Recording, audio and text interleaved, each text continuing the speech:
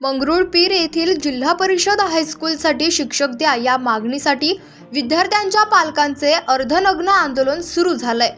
विद्यार्थ्यांना शिकवण्यासाठी शिक्षक हवे म्हणून पालकांकडून पंचायत समितीच्या आवारात अर्धनग्न आंदोलन करण्यात आलं।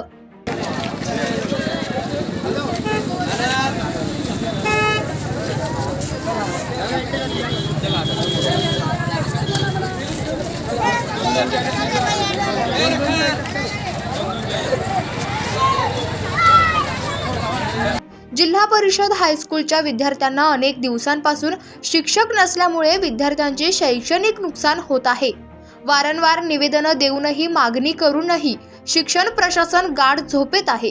अखेर संतप्त पालकांनी आंदोलनाचा पवित्रा घेत पंचायत समिती कार्यालयाच्या प्रांगणात अर्धनग्न ठिय्या आंदोलनाला सुरुवात केली आहे। जागर जनस्थानसाठी अशोक राऊत, मंगरुळपीर।